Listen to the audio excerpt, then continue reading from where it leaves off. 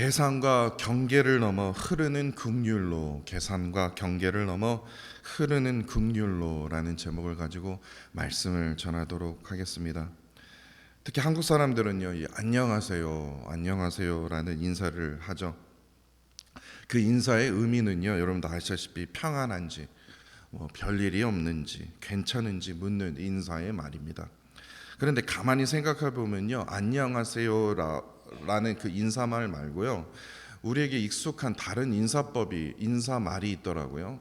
제가 자주 쓰는 그 인사말이 별일 없으시죠라는 그 인사말입니다. 제가 안녕하세요도 하지만 별일 없으시죠라는 말을 자주 했어요.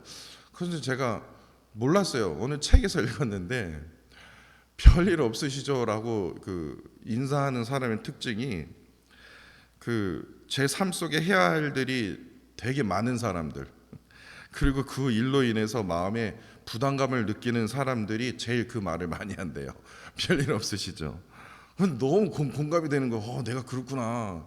그래서 안녕하세요보다는 별일 없으시죠라는 인사말을 더 많이 하더라고요. 그러니까 무의식 중에 별일 없으시죠라는 그 말을 건네면서 상대방의 삶에도 혹시 어려움이나 짐이 없는지 먼저 묻게 되는 것입니다. 이처럼 우리말 인사 속에는요, 단순히 그 예의의 그 이상의 그 의미를 담겨 있다라는 겁니다. 안녕하세요, 별일 없으시죠? 또 어떤 분들은 식사하셨어요. 그렇게 인사하시는 분들 계시지 않습니까? 그런데 사실 이러한 상대방의 이러한 인사들은요, 사실 상대방의 그 형편과 상태를 먼저 그 생각하는 마음에서 시작된 표현이라고 말합니다. 제가 TV 프로그램을 보면서 제가 아주 그냥 딱 그것만 나오면 그냥 채널을 돌릴 때가 많은데, 그게 뭐냐면요, 그 가정 상담 다루는 거 있잖아요. 그 남편 이혼 자녀 그런 거요. 그 목사하면 제일 많이 봐야 되는 거 아닙니까? 좀. 근데 저는 그걸 보지를 못해요. 제가 그거 보면요, 제가 하루 종일 제가 너무 힘들어요. 그러니까 감정이입이 너무 깊이 돼서요, 마치 제가요 꼭 제 자녀가, 제 남편이, 제 아내가 꼭 그런 것처럼요, 그런 느낌을 받기 때문에 그렇습니다. 그러니까 다른 사람의 아픔을 무관심하게 그냥 지나치지를 못한다라는 거예요. 그래서 그 고통이 제 마음까지 흔들리게 되는 경험을 자주 하기 때문에 그런 걸 잘 못 봐요. 그런데 성경을 보니까요, 성경에는 여기서 한 걸음 더 나아가 우리에게 아주 중요한 사실을 가르치고 있다는 걸 제가 깨닫게 됐습니다. 다시 말해서 그냥 단순히 마음이 아파하는데 멈춰서는 게 아니라 그 아픔을 향해서 실제로 다가가 손 내미는 그 삶이 바로 하나님께서 우리에게 보여주시는 그 긍휼이라는 겁니다. 긍휼이요. 사복음서에서요, 예수님께서요, 특히 이 무리의 그 사람들을 보시면서 불쌍히 여기셨다라는 그 표현이 사복음서에서요, 마태, 마가, 누가, 요한, 그 사복음서에서 제일 많이 등장하는 사복음서가 어딘 줄 아십니까? 바로 우리가 지금 묵상하고 있는 마태복음입니다. 우리는 사람을 보고 그냥 지나가요. 구걸하는 사람을 보면서 그냥 지나갈 때도 있죠. 이상하게 생긴 사람도 그냥 보고 지나갈 때도 있죠. 그렇지만 예수님은요, 사람을 딱 볼 때 그냥 지나가시는 분이 아니라 사람의 형편까지도 살펴보시는 분이라는 거예요. 그만큼 예수님께서 우리에게, 인간에게 보여주신 그 긍휼은요, 언제나 누군가를 살리고 또 회복시키는 행동으로, 만지심으로 이어졌다라는 겁니다. 바로 오늘 본문이요, 그 사실을 아주 분명하게 보여주고 있다라는 겁니다. 예수님께서 무리들을 바라보실 때 어떤 마음을 가지셨는지, 또 그 긍휼의 마음이 어떻게 그들의 삶을 살리고 회복시키는 그 은혜의 역사를 나타나고 있는지, 그거를 오늘 본문 말씀을 통해서 살펴보기를 원합니다. 오늘 본문은요, 칠병이어입니다. 칠병이었는데요, 그 기적을 다루고 있는데요, 저는 솔직히 부끄러운 얘기지만요, 신학교 다닐 때까지 오병이어나 칠병이나 다 똑같은 그냥 거의 비슷한 그거 아닐까? 저도 그렇게 생각했어요. 그냥 또 기적 이루셨는가 보다. 또 먹이셨는가 보다. 또 어떤 분들은요, 7병이랑 5병이 똑같은 거 아니에요? 뭐 그렇게 말씀하시는 분들도 계세요. 성경을 자세히 알고 보면 그렇게 똑같은 거라고, 똑같은 기적이라고 우리가 오해할 수 있다라는 겁니다. 그런데 저번 주 화요일에 17일이었죠. 우리가 마태복음 14장 13절에서 21절 오병의 사건을 살펴보지 않았습니까? 그런데 오늘 본문은요, 이제 15장 29절로 39절에 그 7병이어의 사건 속에서 우리가 주목해야 할 두 가지가 있습니다. 이거 아주 중요합니다. 주목해야 할 두 가지. 다시 말해서 오병이어와 7병이어 이 두 가지를 비교해 보면요, 첫 번째는요, 예수님께서요 이 기적을 베푸실 대상이 틀립니다. 대상이 다릅니다. 틀린 게 아니라 다릅니다. 오병이어는요 유대인들에게 베푸신 기적이고요, 오늘 본문 우리가 읽었던 이 7병이어의 기적은 갈릴리 주변의 이방 지역에서 일어나는, 다시 말해서 이방인에게 베푸신 기적입니다. 그리고 두 번째는요, 이게 아주 중요한데요, 기적 이후에 남기신 음식의 양입니다. 이제 나중에 이제 그 의미에 대해서 말씀드릴게요. 오병이어는요 뭐 얼마나 남았습니까? 12바구니가 남았다고 되어 있죠. 근데 7병이어 때는요 12바구니가 아니라 7광주리가 남았습니다. 왜 그것을 꼭 기록을 했을까?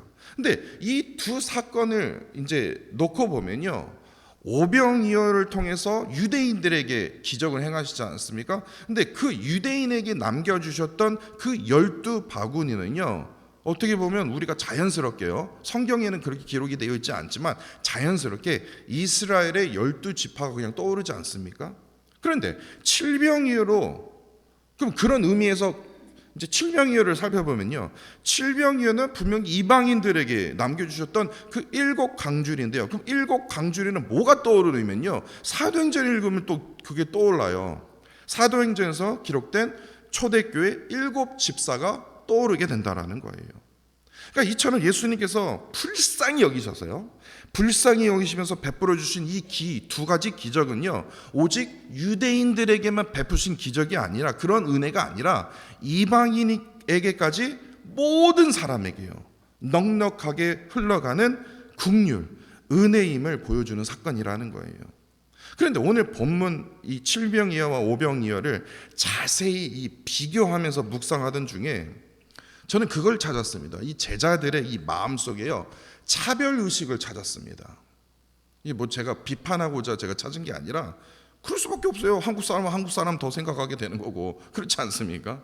앞서 말씀드렸듯이 예수님은요 유대인들은 뭐 이방인들은 동일하게 그들을 불쌍히 여기셨어요. 그러나 제자들의 모습은 예수님의 그 모습과 마음과 조금 달랐습니다. 오병이어 사건을 보면요, 저번 주 화요일날 14장 15절에요 제자들이 제일 먼저 나섭니다. 제자들이 제일 먼저 나서서 예수님께 나와 이렇게 말합니다. 저녁이 되면 제자들이 나와 이르되 이곳은 빈들이요 때도 이미 저물었으니 무리를 보내어 마을에 들어가서 먹을 것을 사 먹게 하소서. 같은 유대인들로서 너무 불쌍한 거예요.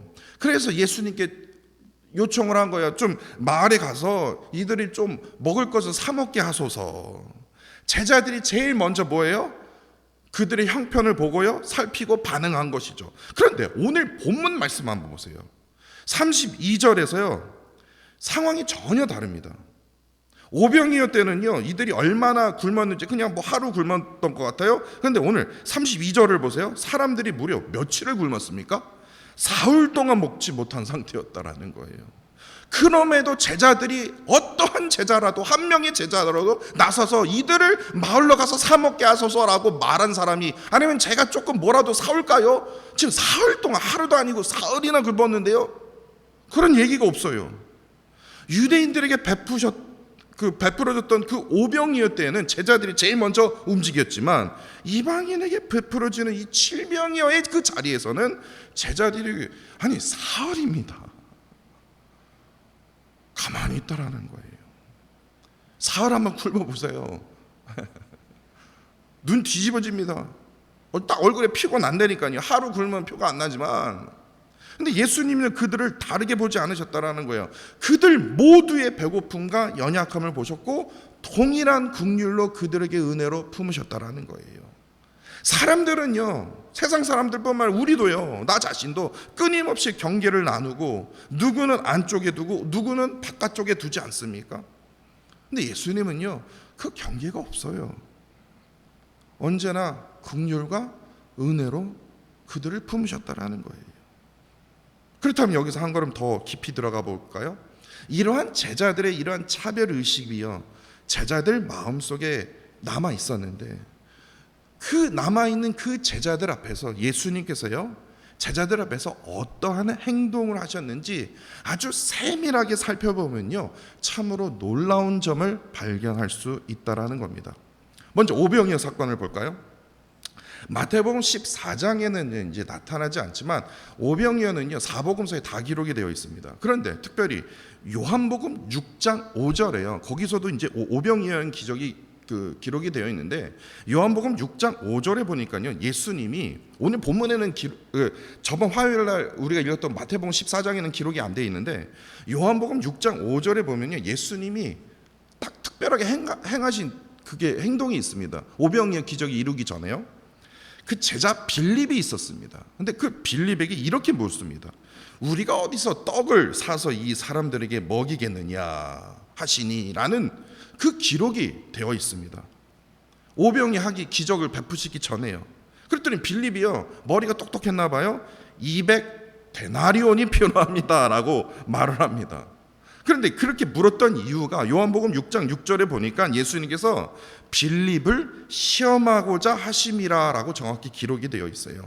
그리고 나서 예수님께서 제자들이 보는 앞에서 떡 5개와 물고기 2마리, 오병이어죠, 그걸 가지고 축사를 하신 후에 뭡니까? 나눠줍니다. 그리고 12광주리가 남은 거예요.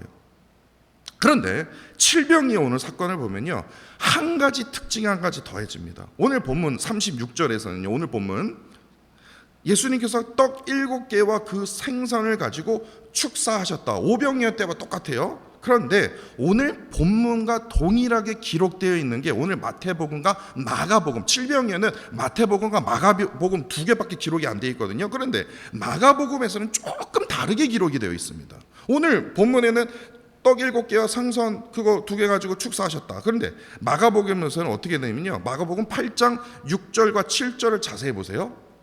예수님께서 먼저 떡을 가지고 축사를 하십니다. 떡만 가지고요. 그 다음에 나눠준 다음에 그 다음에 생선을 가지고 축복을 하십니다.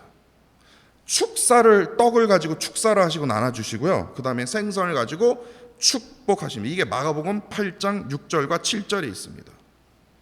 근데 이걸 제가 헬라어로 찾아봤어요. 이게 무슨 말일까? 축사와 축복 똑같은 말이 아닌가? 근데 마가복음 8장 7절에요, 이 축복하다라는 이 단어가 헬라어로 율로게오라고 합니다. 율로게오.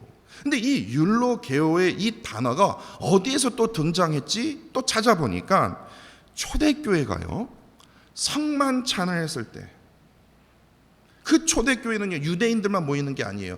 유대인들 플러스 이방인들도 다 모인 곳이에요. 그곳에서 이 율로게오라는 단어가 등장하더라고요. 그 증거가 고린도전서 10장 16절에 있습니다. 고린도전서 10장 16절에 제가 읽어드릴게요. 우리가 축복하는 바, 이 축복이 율로게오예요. 축복하는 바, 그리고 축복의 잔은 우리가 만든 그 포도주요, 이 축복의 잔, 이 축복이 또 다시 율로게오랍니다. 축복의 잔은 그리스도의 피에 참여함이 아니며 우리가 떼는 떡은 그리스도의 몸에 참여함이 아니냐. 이 율로게오라는 그 단어는 성찬에서 등장하는 단어입니다. 따라서 이 칠병이어 사건은요, 예수님이 미리 예상하신 거예요. 떡을 축사하시고 생선을 어떻게 해요? 축복하신 거. 그 이후에 7광주리가 남게 된 이 장면은요, 그냥 단순한 기적의 그 이상을 지금 의미를 담고 있다라는 거예요. 이것은 하나님의 그 긍휼의 은혜가 특정한 유대인들에게 머무는 것이 아니라 이방인에게까지 포함돼서 모든 사람들에게 그 긍휼의 그 은혜가 흘러가게 된다는 사실을 아주 상징적으로 우리에게 보여주고 있다라는 거예요. 다시 말해서 예수님께서 오병이어와 칠병이어에 베푸신 그 식탁은요, 유대인들을 넘어서 이방인에까지 초대하는 하나님 나라의 식탁이었다라는 거예요. 그리고 특별히 이 칠병이어의 이 식탁은 훗날 초대교회가 나누게 될 이 성찬의 의미를 바로 미리 보여주고 있는 그 은혜의 장면, 긍휼의 장면이라고 우리가 해석할 수 있다라는 거예요. 그런데 여기서 주목해야 할 의미 있는 사실이 있습니다. 이방인들을 향해 베풀었던 이 칠병의 은혜가 단순히 그냥 한 번의 기적으로 끝나는 것이 아니라 훗날 초대교회가 나누게 될 이 성찬의 그 시탁으로 이어졌는데, 근데 중요한 것은 그 성찬의 공동체에서 세워가던 이 초대교회 안에서 일곱 집사 가운데 그 한 사람이, 일곱 집사 가운데 한 사람이 누굽니까? 헬라파 집사 누굽니까? 빌립도 있어요. 그러니까 이 제자 빌립과 헬라파 집사 그냥 이름만 똑같은 거예요. 인물이 다른 인물입니다. 근데 헬라파 집사 누굽니까? 빌립이 세워졌다라는 거예요. 성찬의 공동체를 세워가던 이 초대교회 안에서 최초의 집사가 누굽니까? 제자 빌립이 아니라 집사 빌립, 그것도 헬라파예요. 근데 그 헬라파 집사가 어떤 행동을 합니까? 어떠한 기적을, 은혜를, 긍휼을 일으킵니까? 사도행전 8장을 보면요, 성령의 인도하심에 따라 광야길에서 에티오피아 내시를 만나지 않습니까? 그리고 복음을 전하죠. 복음 전화뿐만 아니라 세례까지 베푸는 놀라운 기적이에요. 이방인에게 세례를 베풀었다라는 건 최초입니다. 그래서 그 기록이, 그 사건이 이방인에게 복음을 전해지는 아주 중요한 전환점이 되어지죠. 근데 그 중요한 전환점을 이루었던 그 집사가 바로 집사 빌립이었다라는 거예요. 그러니까 참 아이러니하지 않습니까? 처음에는 계산과 현실로 바라보았던 이 제자 빌립의 그 장면으로 시작했던 그 이야기가 시간이 흐르면서 복음이 이방인에게 흘러가게 되는데, 결국에 하나님께서 또 다른 집사 빌립을 세우셔서 그 긍휼의 은혜가 실제 역사 속으로 이어지도록 하셨다라는 거죠. 이게 저만 놀랐습니까? 참 신기하지 않습니까? 긍휼을 영어로 찾아보니까 compassion이라고 하더라고요. COMPASSION.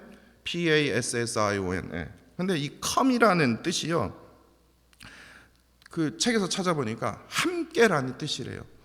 그래, passion은 열정이라는 뜻도 있지만, 전 열정이라는 뜻도 있지만 그 열정이라는 의미 이전에 고통이라는 의미를 지니고 있다고 합니다. 그러니까 긍휼이란, 다시 말해서 다른 사람의 아픔을요 멀리서 그냥 저처럼 TV 보면서 아파하는 게 아니라, 불쌍히 여기는 게 아니라, 그 아픔을 속으로 함께 들어가서 그 고통을 함께 짊어지는 그 마음이 바로 compassion, 긍휼이라는 거예요. 근데 그 의미가 바로 오늘 본문에서 나타난 예수님의 모습이 떠오르지 않습니까? 예수님께서 오늘 본문 말씀을 통해서 우리에게 보여주신 그 긍휼의 모습이었다라는 거예요. 예수님은 멀리서 아이고 불쌍하다라고 여기신 게 아니라 가까이서 그들과 함께 굶으셨고 아프셨고 우셨다라는 거예요.